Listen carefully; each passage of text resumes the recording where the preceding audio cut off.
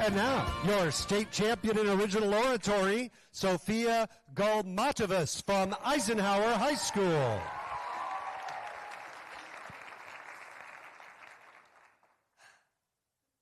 In 2012, my little sister Ava entered my family's life.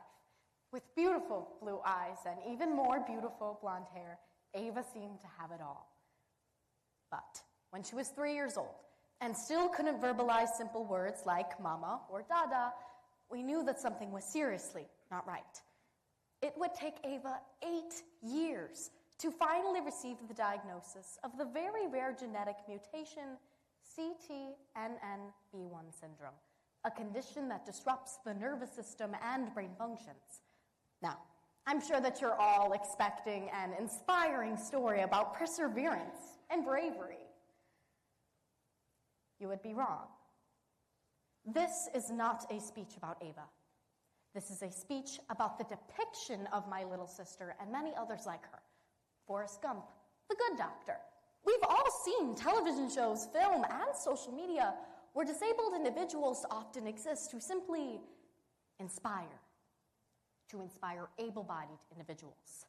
This is a concept called inspiration exploitation. Journalist and disability activist Stella Young coined a more controversial term for this in her 2014 TED Talk: inspiration porn. Sure, the word porn may seem harsh, but it's fitting, as Young describes it as the objectification of one group of people and benefit for another. In this case, the objectification of the disabled and benefit for the neurotypical. So today, let's examine where the subtle objectification of this community began. Look at how inspiration exploitation, while well-intentioned, can have detrimental effects, and seek ways that we can support people like my little sister, instead of minimizing them to a one-dimensional figure. The term poster child was first used in 1940, when Donald Eugene Anderson became the first child to be pictured on a March of Dimes publicity poster.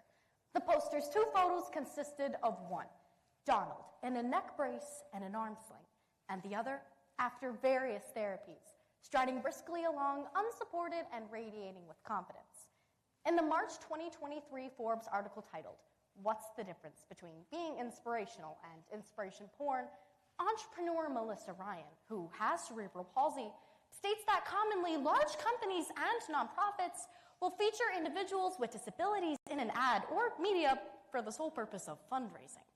And according to an NPR report, St. Jude's Children's Hospital raised a whopping $2 billion in 2023. Yet, it has enough in reserves to run the organization comfortably for the next 4.5 years. So, despite their end goal to improve the lives of others, companies and nonprofits rely on inspiration exploitation as a marketing tactic to keep the money rolling in. And now, almost every single news broadcast has a feel-good story. And many of them include inspiration exploitation. For example, in 2019, many news outlets came to report on retired McDonald's worker Russell O'Grady, a man with Down syndrome. And why is this newsworthy? Well, O'Grady was able to keep his job for 32 years with Down syndrome. These stories imply that finding an individual in the workforce with disabilities is like finding a needle in a haystack, and they are looked at as remarkable. I love my sister very much, and she is remarkable, but not because of her disability. It doesn't matter if our hearts are in the right place. The effects of inspiration exploitation are damaging. In the May 2023 LinkedIn article titled, "How to Avoid Inspiration Porn," DEI columnist Andrew Polring comments that the effects of inspiration exploitation center around the conditioning that disabilities are somehow wrong and something that must be overcome, whether we voice that belief or not. How many times have we been walking in the hallway at school and fixated on someone and thought, wow, that is really brave. That outfit is hideous. And we feel sorry for them and think that their lives could be so much better if they simply made a better fashion choice. Now, when we see someone with a disability and we think, wow, that is really brave, what are we really saying?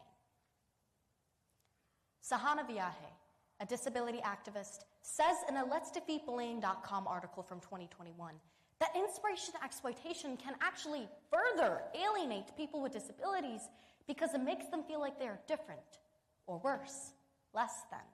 She also adds that pity posts enforce more ignorance on the majority of society and distorts our sense of understanding. We think that by reading these articles and posts that we are doing a good deed, when in reality, we are avoiding responsibility and getting this good feeling without actually doing anything. People will come up to my sister and I and comment things like, "Oh, bless your heart," or "My God, you must be a saint." Or worse, looking at her and saying, "Oh, you poor thing." Ava is stubborn, sneaky, funny. She loves to swim and play in the trampoline. She is anything but a poor thing. I'd like to challenge that we are the poor things, because we have allowed inspiration exploitation to subtly manipulate our thoughts and actions. The key to conquering this manipulation is to first appreciate those who have things a little bit more difficult than us without being patronizing. Para-Olympian and disability accessibility consultant Jessica Smith says that a disability is a part of a disabled person's life. It's not their entire life. And once we have that understanding, we can better recognize and avoid partaking in inspiration exploitation. In his book, How to Be a Better Disability Ally, Gabriel Medina says that there are 3 key things that we must consider. 1, are disabled individuals being objectified or devalued? 2, is their disability being depicted as a problem that must be overcome? And 3, are able-bodied individuals portrayed as heroes in these scenarios? Ultimately, if the same task were to be performed by an able-bodied person, would it still be considered remarkable? And speaking of their existence as a tragedy or a burden or a testament to bravery, no matter how well-intentioned, ends up sounding demeaning and disrespectful. And oftentimes, we are just taking the awkwardness that we feel and transferring onto someone who didn't deserve it or expect it. Instead, we need to speak up and challenge harmful stereotypes when we encounter them. We need to take the time to listen to the perspectives of disabled individuals without inserting our own opinions and viewpoints. Knowing the dangers of inspiration exploitation and how to best combat the feelings that it presents, we can take strides in the right direction for ourselves and for so many others.